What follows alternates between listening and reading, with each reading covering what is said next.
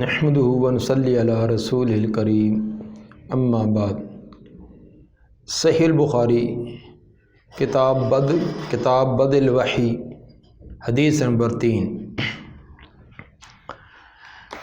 قال حدثنا یحیی بن بکیر قال حدثنا اللیث عن عقیل عن ابن شہاب عن عروۃ بن الزبیر عن عائشۃ ام المؤمنین انہا قالت اول ما بدأ به رسول اللہ صلی اللہ علیہ وسلم من الوحی۔ صحیح البخاری کی یہ تیسری حدیث ہے۔ امام بخاری رحمہ اللہ یہ حدیث اپنے شیخ یحییٰ بن بکیر سے بیان کرتے ہیں۔ یحییٰ بن بکیر ان کا مکمل نام ابو زکریا یحییٰ بن عبداللہ بن بکیر المخزومی المصری ہے۔ باپ کی بجائے دادا کی طرف نسبت ان کی زیادہ معروف تھی، اس لیے امام بخاری رحمہ اللہ نے بکیر یعنی ان کے دادے کی طرف نسبت کی ہے۔ یہ بخاری اور مسلم کے راوی ہیں اور ثقہ راوی ہیں، خصوصاً لیث بن سعد کی روایات میں یہ بہت ثقہ ہیں۔ البتہ امام مالک رحمہ اللہ سے ان کو سماع حاصل نہیں ہو سکا۔ امام ابو حاتم نے ان کے بارے میں فرمایا کہ یہ قابل حجت اور قابل دلیل ہیں، ان کی روایات مقبول ہیں۔ امام نسائی نے ان کی طرف جو ضعف کا اشارہ کیا ہے، لیکن راجح بات یہ ہے کہ یہ ثقہ ہیں، ان کی روایت قابل حجت اور قابل دلیل ہیں، اور محدثین کی ایک بڑی جماعت نے ان کو ثقہ قرار دیا ہے۔ جس طرح امام ذہبی رحمہ اللہ فرماتے ہیں کہ ثقہ تھے اور احادیث اور لوگوں کے حالات کو بہت اچھی طرح جاننے والے تھے، صاحب بصیرت تھے، صاحب فتویٰ تھے، اور صادق اور امین تھے، اور بہت زیادہ اصلاحی کاموں کا اندر ذوق اور شوق رکھنے والے تھے۔ ان کی ولادت 154 یا 155 ہجری میں ہے، اور وفات ان کی 231 ہجری میں ہے۔ ان کے شیخ جن سے یہ روایت لینے والے ہیں وہ لیث بن سعد ہیں۔ لیث بن سعد یہ ابو الحارث لیث بن سعد بن عبد الرحمن فہمی ہیں، جو 54 ہجری کے اندر جن کی پیدائش ہے۔ ائمہ کرام نے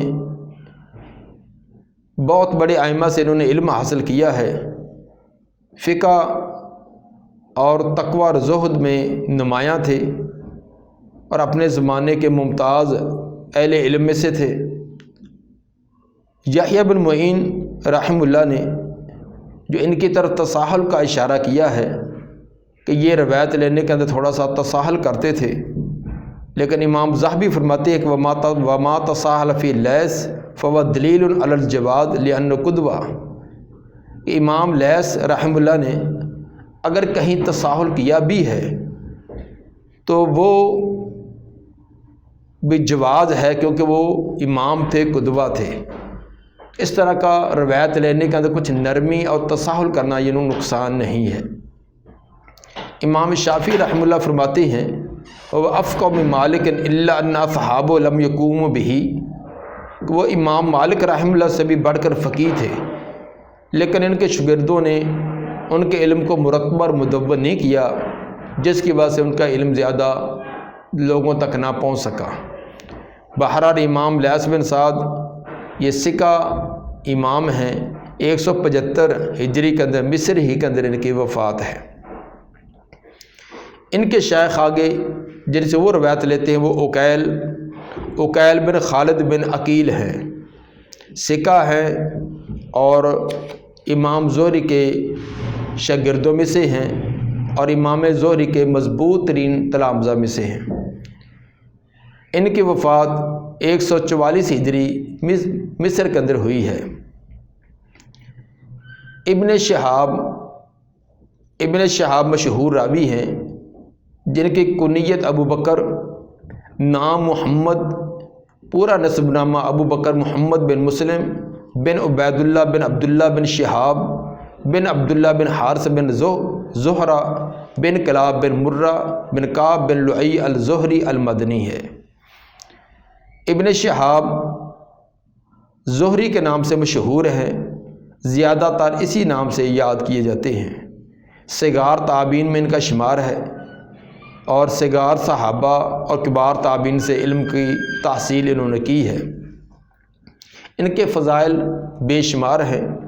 50 ہجری کے اندر ان کی پیدائش ہے اور 124 ہجری کے اندر وفات ہے۔ بعض لوگوں نے ان پر جرح کر کے ان کی کمزوری ثابت کرنے کی ناکام کوشش کی ہے۔ اصل کے اندر احادیث کو مرتب اور مدون کرنے کے اندر ایک بڑا ہاتھ امام زہری کا ہے، جو عمر بن عبدالعزیز رحمہ اللہ کے حکم سے جنہوں نے بہت ساری روایات کو جمع اور مرتب کیا، اور جن کو نبی کے فرامین راس نہیں آتے، وہ صرف اسی بات کے قائل ہیں کہ قرآن ہی حجت ہے، حدیث حجت اور دلیل نہیں۔ وہ ٹارگٹ امام زہری کو بناتے ہیں کہ اگر ان کو کسی نہ کسی طرح کمزور قرار دے دیا جائے، ضعیف قرار دے دیا جائے، تو ان کا ایک بہت بڑا جو مقصد وہ پورا ہو جائے گا کہ بہت ساری احادیث جو ہے ان کو ٹھکانے لگا دیا جائے گا۔ جبکہ امام زہری یہ ثقہ اور انتہائی بہت عظیم محدث اور عظیم ایک فقیہ تھے، جنہوں نے احادیث کو مرتب اور مدون کرنے کے اندر بہت بڑا کام سر انجام دیا ہے۔ اگر کسی نے اکا دکا نے کوئی ان پر کمزور ہلکی قسم کی مبہم قسم کی جرح کی بھی ہے تو جمہور علماء کے مقابلے میں اس کی جرح کا کوئی اعتبار نہیں ہے۔ آگے عروہ بن زبیر رحمہ اللہ کے حالات اور سیدہ عائشہ رضی اللہ تعالی عنہ کے احوال مختصر انداز میں گزشتہ حدیث کے اندر بیان کیے جا چکے ہیں۔ حضرت عائشہ رضی اللہ تعالی عنہ فرماتی ہیں، اول ما بدأ به رسول اللہ صلی اللہ علیہ وسلم من الوحی الرؤیا الصالحۃ فی النوم، پہلے جو رسول اللہ صلی اللہ علیہ وسلم کے ساتھ وحی کی ابتدا کی گئی وہ صالح، درست اور سچے خواب تھے۔ الصالحہ، امام بخاری آگے حدیث نمبر 4953 کے اندر الصالحہ کی جگہ الصادقہ کے لفظ بھی لائے ہیں، تو گویا کہ الصالحہ الصادقہ کے معنی میں سچے خواب، مطلب وحی کی ابتدا میں شروع کے اندر 6 ماہ تک آپ کو سچے خواب آتے، اور خواب جو ہے یہ بھی انبیاء کے خواب وحی کی ایک قسم ہے۔ تو اور خواب وہ کیسے ہوتے تھے؟ فی النوم کا لفظ استعمال کر کے اس بات کا جو وہم تھا وہ زائل کیا کہ بیداری کی حالت میں آنکھوں سے جو خرق عادت کی چیز دیکھی جائے یہ وہ نہیں تھی، بلکہ یہ خواب کے اندر یہ آپ کو دکھلایا جاتا تھا۔ خواب کی کیفیت یہ بیان کی، فکان لا یرا روین، آپ نہ دیکھتے تھے کوئی ایک خواب بھی، الا جات مثل فلق صبح، مگر وہ آتا صبح کے پھوٹنے کی طرح۔ آنے سے مراد اس کی تعبیر، جو رات خواب کے اندر آپ دیکھتے تو وہی من و ان اسی طرح دن کو وہ چیز ظاہر ہو جاتی، گویا کہ آپ کے خواب بالکل سچے، حق اور سچ ہوتے، جو کچھ بھی دیکھتے جیسے صبح صادق طلوع ہوتی ہے تو تمام اندھیرے چھٹ جاتے ہیں اور ہر چیز اپنی حقیقت پر نظر آنی شروع ہوتی ہے، اسی طرح جو آپ رات کے اندھیرے میں نیند کی حالت میں خواب دیکھتے وہ دن کو بالکل اسی طرح واقع ہو جاتا۔ جیسے سورج کے طلوع ہونے سے اندھیرے چھٹتے ہیں، اسی طرح آپ کی نبوت کے ظہور سے کفر کے اندھیرے ختم ہوئے ہیں، تو اس لیے آپ کو سراج منیر بھی اسی لیے کہا گیا ہے۔ تو گویا کہ وحی کی ابتدا میں آپ کے خواب اس بات کی بنیاد تھی کہ جس طرح یہ خواب جو کچھ آپ کو نظر آتا وہ حق اور سچ ہے، اس کے بعد ایک وحی کا سلسلہ جاری ہونے والا ہے، وہ بھی تمام کا تمام حق اور سچ اور من جانب اللہ ہے۔ ثم حبب الیہ الخلاء، پھر محبوب کر دی گئی آپ کی طرف تنہائی۔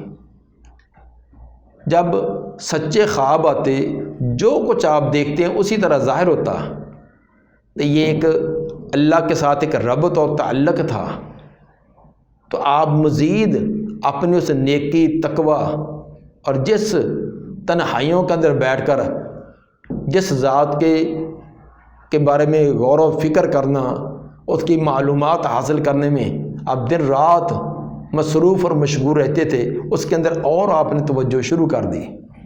یہ ایک فطرتی بات ہے کہ جب اچھی فطرت والے انسان کو اس کے اللہ کی طرف سے رہنمائی ہوتی ہے، مثلا جو ذہن میں آیا اسی طرح ہو گیا، جو خواب دیکھا اسی طرح ہو گیا، وہ اور اللہ کی طرف رغبت کرتا ہے، اللہ کی طرف اور اس کا تعلق مضبوط ہوتا ہے۔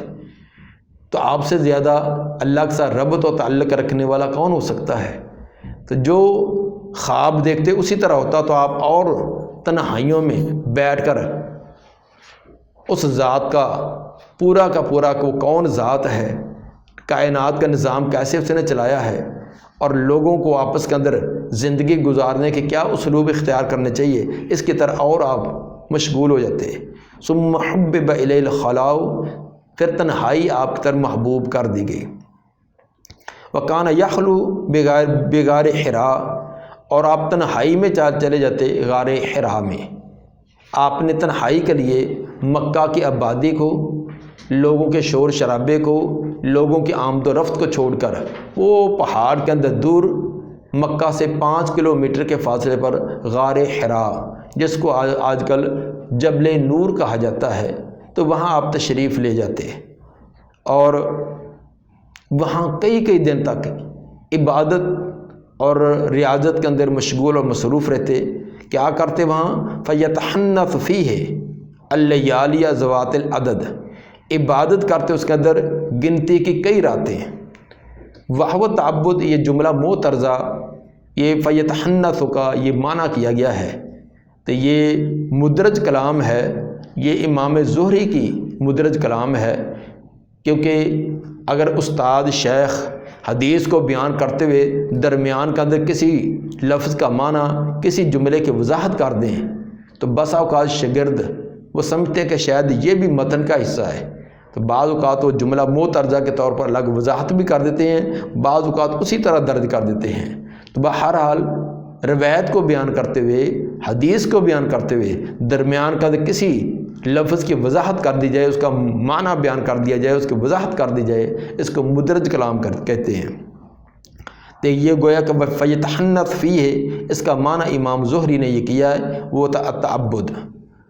یتحنث، حنث امام حافظ ابن حجر رحمہ اللہ فرماتے ہیں کہ یہ اصل میں تھا یتحنف، حنیف یعنی سیدنا ابراہیم علیہ السلام کا جو طریقہ ہے، ملت حنیفیہ، اس کو اختیار کرنا۔ تو عربوں کا یہ طریقہ کار ہے کہ فا کو سا سے بدل دیتے ہیں، تو یہ اصل کے اندر فیتحنف تھا، تو اس کو فا سے بدل کر یتحنث بنا دیا۔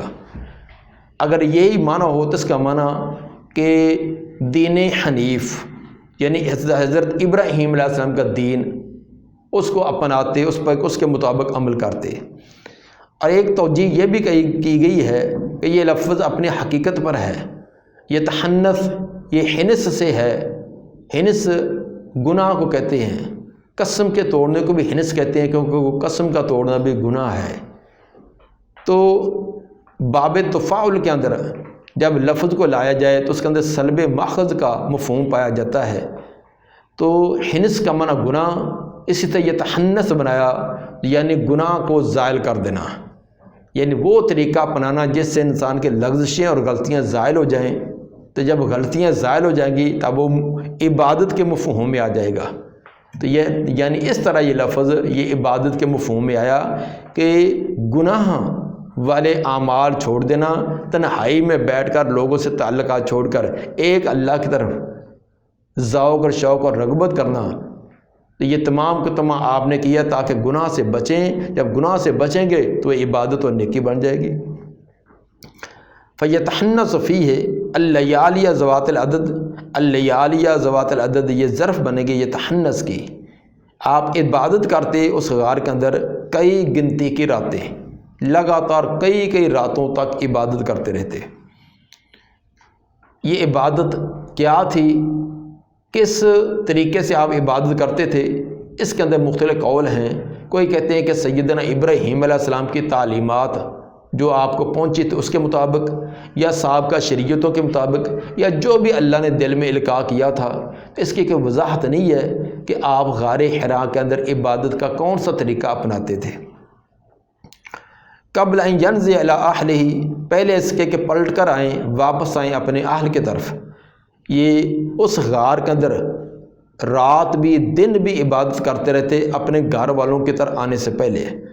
وَيَتَزَوَّدُ لِذَالِكَ، اور اس کے لیے آپ زاد راہ بھی لیتے۔ زاد راہ اپنے کھانے پینے کا جو توشہ ہے، کھانے کے لیے پینے کے لیے، وہ بھی گھر سے لے کر جاتے۔ گویا کہ اسباب اور وسائل کا استعمال کرنا یہ توکل کے منافی نہیں ہے۔ سب سے بڑے توکل کرنے والے نبی صلی اللہ علیہ وآلہ وسلم تھے، تو آپ بھی کھانے پینے کا اہتمام اور انتظام کرتے تھے۔ بعض لوگوں کا اس سے گوشہ نشینی، تنہائی اور اس طرح رہبانیت کشید کرنا کہ دیکھو بھی نبی صلی اللہ علیہ وسلم نے بھی رہبانیت اختیار کی ہے، حالانکہ یہ رہبانیت نہیں ہے۔ رہبانیت ہوتی کہ لوگوں سے کٹ کر، ان سے کوئی تعلق نہیں، کوئی ان کو امر بالمعروف اور نہی عن المنکر نہیں ہے، بس ایک جگہ اپنے بیٹھے رہنا۔ جبکہ آپ تو 4 دن 5 دن ہفتہ 10 دن کا سامان آتے ہیں، لے کر جاتے ہیں، وہاں بیٹھے رہتے ہیں، دوبارہ پھر آتے ہیں، لوگوں کے ساتھ روابط و تعلقات ہوتے ہیں۔ اس طرح وہاں غار کے قریب سے گزرنے والے مسافر ہیں، وہاں کے تنگ دست ہیں، حاجت مند ہیں، ان کی ضروریات بھی پوری کرتے تھے۔ ثم یرجع الی خدیجہ، پھر آپ واپس آتے ہیں خدیجہ رضی اللہ تعالی عنہا کی طرف۔ فیتزود لمثلها، پھر زاد راہ لیتے اسی کی مثل، یعنی جب پہلا زاد راہ توشہ کھانا پینا ختم ہو جاتا، دوبارہ واپس گھر میں آتے، تو پھر زاد راہ لے کر دوبارہ پھر غار میں چلے جاتے۔ یہ سلسلہ آپ کا کئی ایام لمبا عرصہ تک جاری رہا، حتیٰ جاء الحق، جہاں تک کہ آ گیا آپ کے پاس حق آ گیا۔ وَهُوَ فِي غار حرا، اس حال میں کہ آپ غار حرا میں تھے۔ حق سے مراد امر حق، حق بات آ گئی، یعنی وحی جو سیدھا راستہ، حق راستہ دکھلانے والی رہنمائی تھی وہ آ گئی۔ اور بعد میں حق سے مراد قاصد حق بھی لیا ہے، وہ جو سچا قاصد تھا یعنی جبریل علیہ السلام، وہ آپ کے پاس آ گئے۔ وَهُوَ فِي غار حرا، اس حال میں کہ آپ غار حرا میں تھے۔ یہاں سے ایک بات ثابت ہوئی کہ نبی صلی اللہ علیہ وآلہ وسلم نبوت سے پہلے بھی قوم کا غم رکھنے والے، قوم کے غلط افکار اور ان کے غلط اعمال اور نظریات اور ان کے زندگی کا انداز جو انتہائی ناگفتہ بے تھا، اس پر آپ بڑا کبیدہ دل ہوتے، بڑے دل کے اندر کوفت محسوس کرتے کہ یہ لوگ کیسی زندگی گزار رہے ہیں، کس طرح ایک دوسرے پر ظلم و ستم کرتے ہیں۔ تو یہ تمام چیزیں دیکھ کر آپ گھبراتے، پریشان ہوتے، اور اس کا حل کیا ہونا چاہیے، لوگوں کی کیسے رہنمائی کی جائے، ان کو غلط راستے سے ہٹا کر صحیح راستے پر کیسے لایا جائے۔ ان تمام سوچوں اور فکروں کو لے کر آپ غار حرا میں بیٹھے سوچتے ہیں، قوم کی اصلاح کیسے کی جائے، قوم کو سیدھے راستے پر کیسے لایا جائے، اس کائنات کی تخلیق کا مقصد کیا ہے، اس کو کیسے سمجھا جائے۔ تو یہ آپ قوم کا غم لے کر عرصہ طویل تک غار میں بیٹھے رہتے ہیں، تو نتیجہ کیا نکلا، اللہ نے عظیم مرتبہ اور مقام، سب سے عظیم شان مقام نبوت والی آپ کو عطا کر دی۔ اب نبوت کا سلسلہ تو بند ہے، قیامت تک کوئی نبی کوئی رسول نہیں آ سکتا، لیکن آج بھی اگر نبی کا امتی نبی کے اس طریقے پر عمل کرتے ہوئے قوم کا غم لے کر تنہائیوں میں بیٹھ کر سوچے کہ موجودہ حالات کیا ہیں، لوگوں کے آپس کے اندر تعلقات کتنے مجروح ہو چکے ہیں، ان کی اصلاح کیسے کی جائے، لوگوں کو راہ راست پر کیسے لایا جائے، تو جب انسان یہ غم لے کر اخلاص کے ساتھ اللہ کی رضا کے لیے اور نبی کی امت کا غم دل میں لے کر ان کی رہنمائی کا غم لے کر بیٹھے گا تو اللہ رہنمائی ضرور فرما دے گا۔ رہنمائی، دعوت و تبلیغ کا طریقہ، عمل کرنے کے اسباب اور وسائل، ان کے ساتھ ایک جماعت، یہ سارے اسباب اللہ دے گا، بشرط یہ کہ یہ غم ہمیں لگے تو صحیح۔ پیغمبر جیسا غم پیغمبر جیسا نہیں تو اس کا کوئی 20واں 40واں کہ 100واں حصہ ہی لگے، صرف اللہ کی رضا کے لیے، کوئی لالچ، کوئی طمع، کوئی دنیا کا مفاد نہ ہو، تو یقین جو ایسا غم لے کر بیٹھے گا، قوم کے رہنمائی کی سوچے گا، اللہ اس کے رہنمائی ضرور کرے گا۔ فجاء الملک، پس آیا آپ کے پاس فرشتہ، آپ غار حرا میں اسی طرح اپنے معمول کے مطابق اپنی عبادت اور ریاضت میں مشغول ہیں، اچانک فرشتہ آیا۔ فقال اقرا، فرشتے نے کہا کہ پڑھیے۔ فقال ما انا بقارئ، آپ نے فرمایا میں پڑھنے والا نہیں یا میں پڑھا ہوا نہیں، میں تو پڑھا ہوا نہیں ہوں، کیونکہ آپ امی تھے تو اس لیے آپ نے فرمایا کہ میں پڑھا ہوا نہیں ہوں۔ صحیح اور راجح بات یہی ہے کہ ما یہ نافیہ ہے، اس کو نافیہ بنایا جائے کہ میں پڑھا ہوا نہیں یا میں پڑھ نہیں سکتا۔ بعض نے یہ ما استفہامیہ بھی بنایا کہ یعنی آپ پوچھ رہے ہیں کہ ما انا بقارئ، میں کیا پڑھوں گی، بتلاؤ میں کیا پڑھوں۔ اس لیے بخاری مسلم کی روایات اور دیگر جو صحیح سندوں کے ساتھ یہ روایات ہے اس کے اندر یہ ما انا بقارئ ہے، اور بعد کے اندر بے قارئ کے اوپر با کا داخل ہونا یہ بھی دلیل ہے کہ یہ ما استفہامیہ نہیں بلکہ نافیہ ہے۔ قال فاخذنی فغطنی، آپ فرماتے ہیں پس اس نے مجھے پکڑا، فغطنی، اور مجھے دبایا، فرشتے نے مجھے پکڑا اور مجھے دبایا، کتنے زور سے کہ حتیٰ بالغ من الجہد، یہاں تک مجھے مشقت بھی پہنچی۔ جبریل علیہ السلام نے مجھے پکڑ کر دبایا، اور دبانے کی کیفیت یہ کتنی کہ مشقت والی کیفیت پہنچی۔ الجہد، اس کے اندر 4 قراتیں بیان کی گئی ہے، 4 طرح اس کو پڑھا گیا ہے۔ نمبر 1 بالغ منی الجہد، جیم پر اور دال دونوں پر رفع، دونوں پر پیش، اس اعتبار سے معنی یہ ہوگا کہ میری طاقت جواب دینے لگی، اتنے زور سے دبایا کہ میری طاقت جواب دینے لگی۔ جیسے آپ اپنے کسی ساتھی کو، خصوصاً جو کمزور سا ہو، اس بیچارے کو معانقہ کرتے ہوئے زور سے دباتے ہیں، اور بس آپ کا اتنا دبا دیتے ہیں کہ اس کا سانس لینا، سانس ہی بند ہو جاتا ہے، یعنی اس کو بڑی مشقت سی پہنچتی ہے۔ تو یہ بالغ من الجہد کا یہی معنی ہوگا کہ میری طاقت جواب دینے لگی۔ دوسری قرات بالغ منی الجہد، جیم پر فتح زبر اور دال پر پیش، اس اعتبار سے معنی ہوگا کہ مشقت انتہا کو پہنچ گئی، اتنے زور سے دبایا کہ زور سے دبانے والی جو مشقت تھی وہ بھی اپنے انتہا کو پہنچی، آخری درجے کی مشقت مجھے پہنچی۔ تیسرا الجہدہ، جیم پر پیش لیکن دال کے اوپر فتح زبر، اس کا معنی ہوگا کہ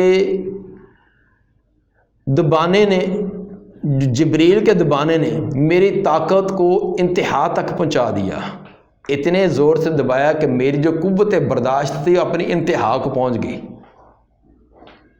اور چوتھی قرات جو ہے الجہدہ، بالغ منی الجہدہ، جیم اور دال دونوں پر فتح، دونوں پر زبر، یعنی جبریل کا دبانا میری مشقت کی انتہا کو پہنچ گیا۔ جبریل کا دبانا میری مشقت، جتنی مشقت برداشت کر سکتا تھا اس کی انتہا کو پہنچا۔ بہرحال جس اعتبار سے بھی پڑھا جائے معنی اس کا درست ہوگا، لیکن اکثر اس کا الجہد ہی پڑھا گیا ہے، یہاں تک کہ پہنچی مجھ کو الجہد، جبریل کی طرف سے مشقت مجھ کو پہنچی۔ ثم ارسلنی، پھر انہوں نے مجھے چھوڑا، پہلی مرتبہ دبانے کے بعد چھوڑ دیا۔ فقال اقرا، دوبارہ پھر کہا کہ پڑھیے۔ قل، تو میں نے دوبارہ پھر وہی کہا کہ ما انا بقارئ، میں پڑھا ہوا نہیں یا میں پڑھنا نہیں جانتا۔ فاخذنی فغطنی الثانیہ، انہوں نے پکڑا اور مجھے دبایا دوسری مرتبہ، حتیٰ بالغ منی الجہدہ، پھر مجھے مشقت والا معاملہ مجھ کو پہنچا۔ ثم ارسلنی فقال اقرا فقلت ما انا بقارئ فاخذنی فغطنی الثالثہ ثم ارسلنی فقال۔ سوال یہ ہے کہ جبریل علیہ السلام بار بار ان کا آپ کو دبانا اور زور سے دبانا یہ کس لیے تھا؟ وجہ اس کی یہ معلوم ہوتی ہے کہ وہ مانوس کرنا چاہتے تھے۔ وجہ یہ ہے کہ آپ کئی ایام سے تنہائی کے اندر بیٹھے تھے، کوئی وہاں کی آنے جانے والا نہیں تھا، تو اچانک ہی ایک بڑی ہستی، بڑا جسم، زمین و آسمان کا خلا اس نے ڈھانپا ہوا، تو جبریل علیہ السلام اپنے اصلی شکل میں اتنے بڑے جسم کے ساتھ سامنے آ گئے۔ تو ایک بشری تقاضے کے اعتبار سے آپ جو ہے خوف والے اور پریشان ہو گئے۔ ایک تو تنہائی تھی، آج تک کوئی آیا نہیں، اور اچانک ہی کسی شخصیت کا آ جانا، اور پھر اتنی بڑی جسم والی، تو یہ دیکھ کر آپ گھبرائے۔ تو جبریل علیہ السلام آپ کو اپنے بغل میں لے کر دبا کر مانوس کرنا چاہتے تھے، جس طرح کہ شاگرد کبھی استاد کی ہیبت کی وجہ سے کانپ رہا ہو، صحیح طرح جواب نہ دے سکتا ہو، تو استاد پیار کرتے ہوئے اس کو اپنی بغل میں لے کر سر پر ہاتھ پھیرتے ہیں، پیار کرتے ہیں، پھر اس کا خوف دور ہو جاتا ہے۔ کسی بچے کو بھی ہم ایسے کرتے ہیں، تھوڑا سا مانوس کر لیں، پھر وہ اپنا معافی ضمیر اچھی طرح بیان کرنا شروع کر دیتا ہے۔ تو یہی کیفیت معلوم ہوتی ہے کہ جبریل علیہ السلام آپ کی گھبراہٹ اور پریشانی کو دور کرنا چاہتے تھے۔ اور بعد نے یہ بھی کہا کہ دبا کر قوتیں، آپ کے اندر جو قوتیں تھیں، اللہ تعالیٰ نے ایمانی قوتیں اور بہت عظیم اللہ تعالیٰ نے آپ کو جو صلاحیتیں دی تھی، ان کو بیدار کرنا چاہتے تھے کہ جب کسی کو دبایا جائے، ہلایا جائے، تو اس کے اندر جو قوتیں کچھ مدم ہوئی ہوتی ہے، کوئی وہ غفلت کی طرف توجہ ہوئی ہوتی ہے، وہ بیدار ہو جاتی ہے۔ جیسا کہ اچانک خوفناک چیز دیکھنے سے انسان کے اندر کیسی کیفیت ہوتی ہے، وہ جو سوئی ہوئی صلاحیتیں وہ بھی اچانک بیدار ہوتی ہیں، پھر جان بچانے کے لیے، بھاگنے کے لیے، دائیں بائیں ہونے کے لیے بڑی اس کے اندر، جو پہلے ایک قدم نہیں چل سکتا تھا، بیمار تھا، اب خدا نہ خواستہ آگ لگے، کوئی سیلاب آ جائے، کوئی اور آ جائے، تو سب سے آگے بھاگا جا رہا ہوتا ہے۔ تو یہ قوتیں اس کے اندر بیدار ہو جاتی ہیں۔ تو آپ کے اندر جو قوتیں تھیں ان کو بیدار کرنے کا یہ طریقہ تھا۔ بہرحال جو بھی سبب ہو، تو بار بار دبایا جا رہا تھا اور کہا جا رہا تھا پڑھیے۔ تیسری مرتبہ جب چھوڑا، پھر فرمایا کہ اقرا بسم ربک الذی خلق خلق الانسان من علق اقرا وربک الاکرم۔ سورہ علق کی یہ ابتدائی آیات نازل ہوئی۔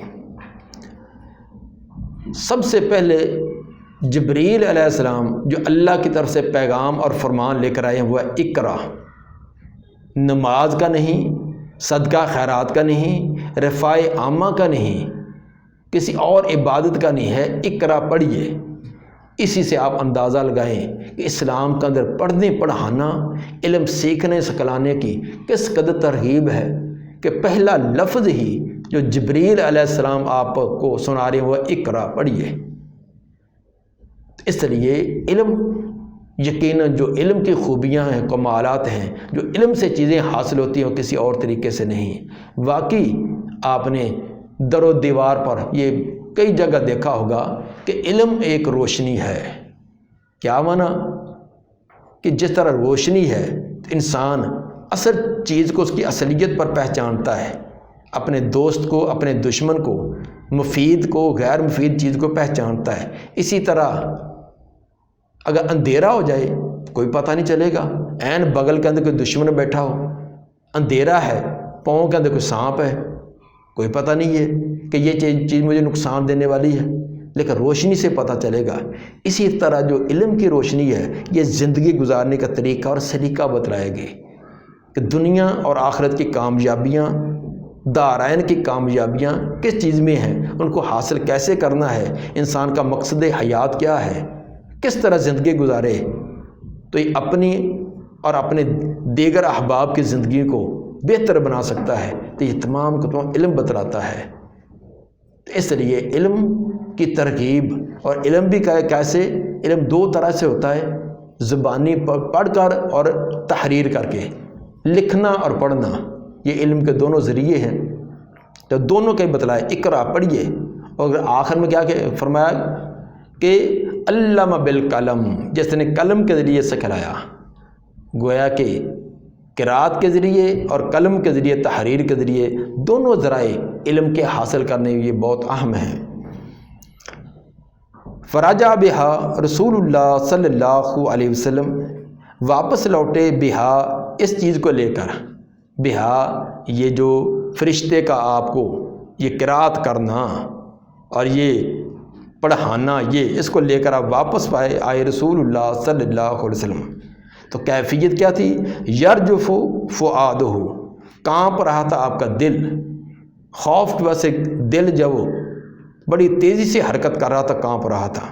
فداخل علی خدیجہ بنت خویلد رضی اللہ عنہا، آپ اپنی بیوی، غمخوار بیوی، آپ کو تسلیت شفی دینے والی بیوی سیدہ خدیجہ رضی اللہ تعالی عنہ، ان کے پاس تشریف لائے۔ فقال، آتے آپ نے فرمایا کہ زملونی زملونی، مجھے چادر اڑا دو، چادر اڑا دو۔ جب انسان پر خوف پریشانی ہوتی ہے تو کچھ دیر سکون کرتا ہے، چادر لے کر تنہائی کے اندر لیٹے گا، کچھ 20 منٹ، آدھا گھنٹہ، گھنٹہ لیٹنے کے بعد اس کو کوئی سکون آئے گا۔ تو چنانچہ یہ گھبراہٹ کو دور کرنے کا ایک طریقہ ہے کہ انسان کو سکون کرنے دیا جائے۔ آج بھی ڈاکٹر حکیم یہی کہتے ہیں کہ اس کو سکون کرنے دو، کوئی اس سے کلام نہ کرے، بس اس کو تنہائی کے اندر کچھ دیر آرام کرنے دو۔ تو جو بیماری تھی، بیماری کے اندر کافی حد تک فرق ہے جو سکون کرنے سے، آرام کرنے سے آ جاتا ہے۔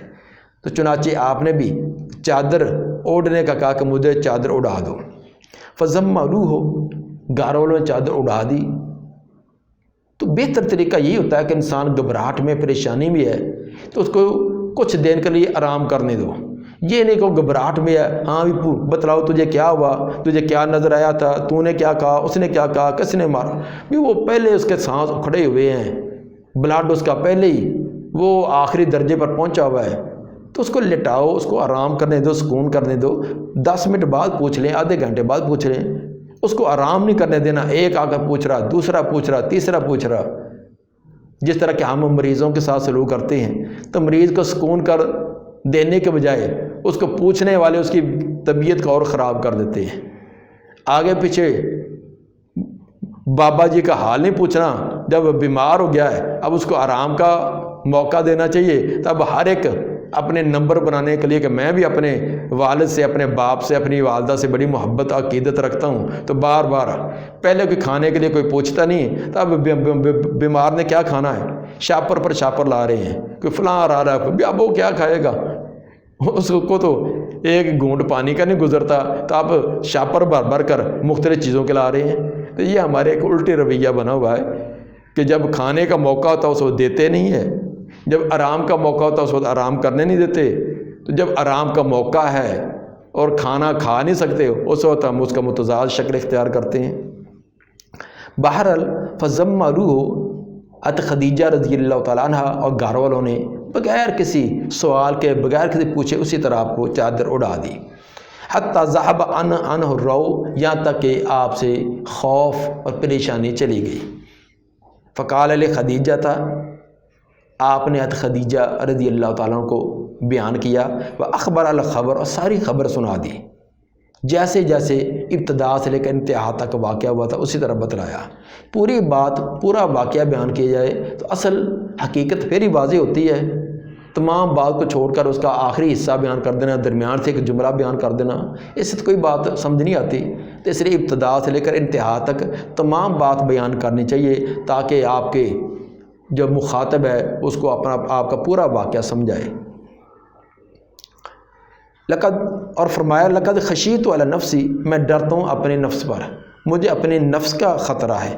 فقال خدیجہ، خدیجہ رضی اللہ تعالیٰ عنہ نے آگے کیا جواب دیا، آگے وہ پورا جواب اور پھر آگے والا معاملہ آگے بیان کیا جا رہا ہے۔ سبحان ربک رب العزت عما یصفون وسلام علی المرسلین والحمد للہ رب العالمین۔